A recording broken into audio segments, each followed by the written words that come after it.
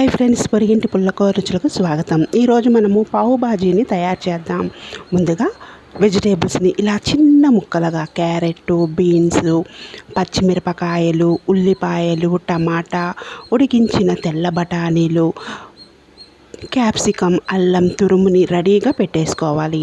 ఇప్పుడు మనం అలాగే ఉడికించిన బంగాళాదుంప ముద్దని కూడా ఇప్పుడు మనం స్టవ్ వెలిగించుకొని ఒక కడాయి పెట్టుకొని అందులో బటర్ని వేసుకోవాలి. ఈ రెసిపీ మొత్తాన్ని ఆయిల్ వాడకుండా బటర్తో చేసామంటే చాలా టేస్టీగా ఉంటుంది. మీకు బటర్ కానీ కొద్దిగా నచ్చకపోతే కొద్దిగా ఆయిల్ కూడా యాడ్ చేసుకోవచ్చు. ఇప్పుడు మనం ఇందులో క్యారెట్, బీన్స్, క్యాప్సికమ్, అల్లం తురుము వేసి బాగా ఫ్రై చేసుకోవాలి. ఈ విధంగా బాగా ఫ్రై అవుతుంది కదా. ఈ విధంగా తొందరగా వెజిటేబుల్స్ ఫ్రై అవ్వాలంటే ఇందులో మనం ఇప్పుడు ఒక అర టీ స్పూన్ ఉప్పుని యాడ్ చేసుకోవాలి. ఉప్పుని కూడా వేసుకున్న తర్వాత మళ్ళీ బాగా మిక్స్ చేద్దాం. ఈ విధంగా చక్కగా బటర్లోనే ఈ బాజీని చేసామంటే సూపర్గా ఉంటుంది. అందులో పావు బాజీ కదండి, బటర్తోనే చేయాలి.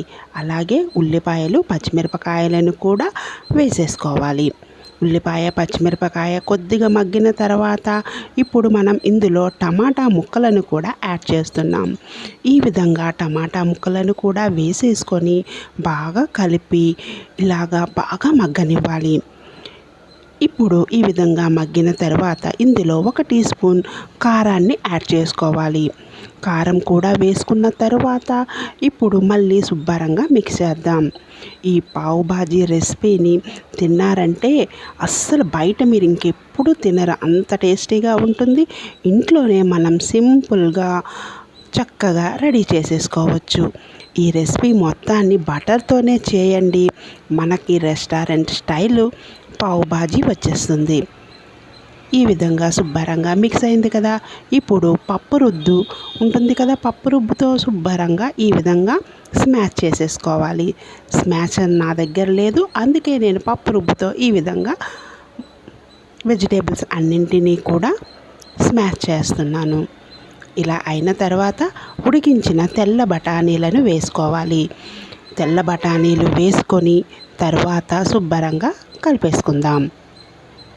ఈ విధంగా బాగా కలిపేసుకున్న తర్వాత ఇప్పుడు ఉడికించిన బంగాళాదుంప ముద్ద ఉంది కదా, దానిని కూడా ఇందులో యాడ్ చేసుకోవాలి. ఈ విధంగా వేసుకొని మళ్ళీ ఒకసారి బాగా కలుపుకోవాలి. ఈ విధంగా కలుపుకున్నాం కదా, చూసారు కదా. ఈ విధంగా ఇందులో మనం వెజిటేబుల్స్ వేసాం, అలాగే ఆలుగడ్డ ముద్దని కూడా వేసేసాం. ఇప్పుడు కొద్దిగా వాటర్ని వేసుకొని బాగా కలిపేసుకోవాలి. ఈ విధంగా బాగా కలిపేసుకున్న తర్వాత ఇప్పుడు మూత పెట్టి మరొక 3-4 నిమిషాల పాటు బాగా మగ్గనివ్వాలి. ఈలోగా మనం పావును తీసుకొని మధ్యకి కట్ చేసి ఇప్పుడు వీటిని ఫ్రై చేసుకోవాలి. ఈ విధంగా మజ్జిగ కట్ చేసిన తర్వాత స్టవ్ వెలిగించుకొని వేరొక పక్క ఐరన్ పెనం పెట్టుకోవాలి. ఐరన్ పెనం పెట్టుకొని దాని మీద చిన్న బటర్ ముక్కని వేసుకోవాలి. ఈ విధంగా బటర్ శుభ్రంగా మెల్ట్ అవ్వాలి. బటర్ మెల్ట్ అవుతుంది కదా. ఇప్పుడు ఇందులో మనం పావు బాజీ మసాలాని ఒక టీ స్పూన్ యాడ్ చేయాలి. పావు బాజీ మసాలా వేసి ఈ విధంగా చక్కగా కలుపుకోవాలి.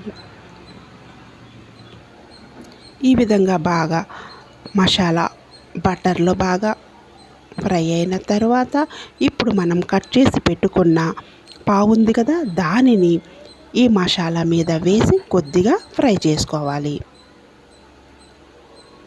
ఈ విధంగా మనం ఎన్ని పావులనైతే చేయాలనుకుంటున్నామో వాటిని అన్నింటినీ కూడా ఈ విధంగా బటరు, పావు బాజీ మసాలా వేసి చక్కగా ఫ్రై చేసుకోవాలి.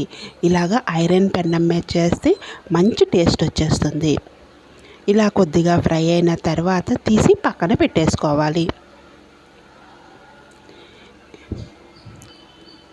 చూసారు కదా. ఈ విధంగా చేసిన తర్వాత పక్కన మన బాజీ ఉడుకుతుంది కదా. ఇప్పుడు మళ్ళీ ఒకసారి వాటర్ వేసాం కదా, ఒక 2-3-4 నిమిషాల తర్వాత మూత తీసి చూసి ఇప్పుడు మనం బఠానీలు వేసాం కదా, మళ్ళీ బఠానీలను కూడా కొద్దిగా ఈ విధంగా శుభ్రంగా స్మాష్ చేసుకోవాలి. ఈ విధంగా చక్కగా స్మాష్ అవుతే కర్రీ ముద్దగా, చాలా లిక్విడ్లా కాకుండా ముద్దగా ఉంటే చాలా బాగుంటుంది. ఇప్పుడు మనం ఈ బాజీ రెడీ అయిన తర్వాత ఇందులో కొద్దిగా కస్తూరి మేథిని పొడి చేసి యాడ్ చేయాలి. ఈ రెసిపీకి కస్తూరి మేథియేనండి చాలా టేస్ట్ కూడా వచ్చేస్తుంది. అలాగే పావు బాజీ మసాలాని కూడా వేయండి. నేను ఆల్రెడీ మన ఛానల్లో పావు బాజీ మసాలా ఎలా తయారు చేయాలో పెట్టాను. ఆ వీడియోని కూడా చూసి పావు బాజీ మసాలాను రెడీ చేసి ఆ తర్వాత పావు బాజీని తయారు చేయండి. చూసారు కదా, చాలా సింపుల్ ప్రాసెస్ అయిపోయింది. ఇప్పుడు మనం సర్వింగ్ ప్లేట్లో తీసుకొని మనం ఫ్రై చేసాం కదా పావుని, దానిని ఇప్పుడు ఈ బాజీలో ముంచుకొని తిన్నామంటే సూపర్గా ఉంటుంది.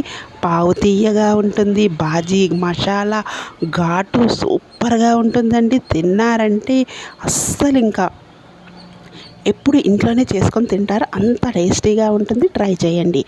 Please like, share, subscribe my channel.